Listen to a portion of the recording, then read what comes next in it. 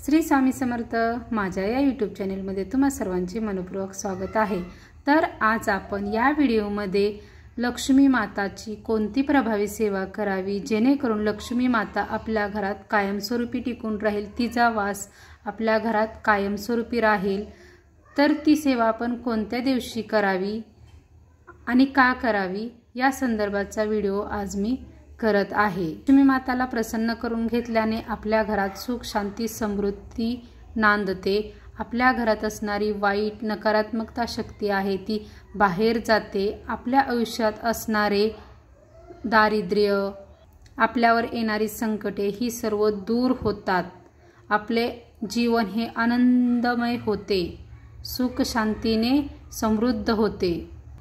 यासाठी आपल्याला विशेष दिवशी म्हणजेच मंगळवार, गुरुवार, शुक्रवार आणि पौर्णिमा या दिवशी माता लक्ष्मीची विशेष अशी पूजा करून घ्यायची आहे।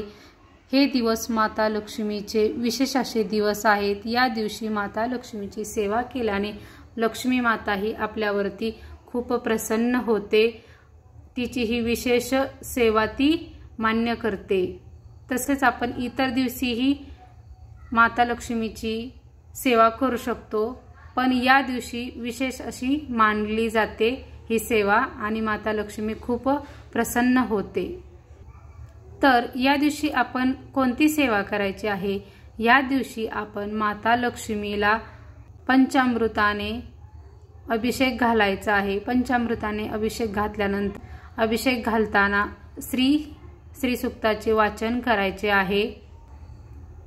अभिषेक झाल्यानंतर लक्ष्मी मातेची पंचोपचारी पूजा करायची। पंचोपचारी पूजा करून झाल्यानंतर आपण देवीची एक विशेष पूजा करणार आहोत, ती आता मी तुम्हाला दाखवत आहे। ही पूजा करण्यासाठी आपल्याला गुलाबाच्या पाकळ्या लागतील, त्या 108 असाव्यात। माता लक्ष्मीला गुलाब हे खूप अतिप्रिय आहे, लाल गुलाब खूप प्रिय आहे, म्हणून माता लक्ष्मीला आपण लक्ष्मी गायत्री मंत्र म्हणत 108 वेळा म्हणत एक एक पाकळी माता लक्ष्मीला आपण अर्पण करायची आहे। ओम महालक्ष्मीच विद्महे विष्णु पत्नीच धीमहि तन्नो लक्ष्मी प्रचोदयात। ओम महालक्ष्मीच विद्महे विष्णु पत्नीच धीमहि तन्नो लक्ष्मी प्रचोदयात। ओम महालक्ष्मीच विद्महे विष्णु पत्नीच धीमहि तन्नो लक्ष्मी प्रचोदयात। अशा प्रकारे 108 वेळा या मंत्राचा जप करून आपण लक्ष्मी मातेला 108 गुलाबाच्या पाकळ्या अर्पण करायच्या आहेत। यामुळे लक्ष्मी माता खूप प्रसन्न होते, जेणेकरून आपण लक्ष्मी मातेला 108 फुले वाहिल्याप्रमाणे पाकळ्या वाहिल्याने होते। याने लक्ष्मी माता खूप प्रसन्न होते।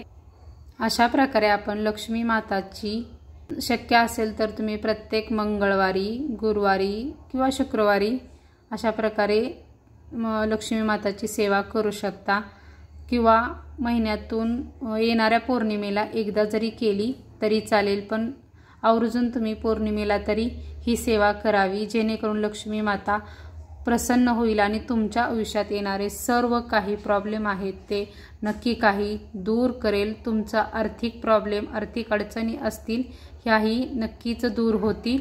लक्ष्मी माता तुमच्यावर कृपादृष्टी राहील तिची।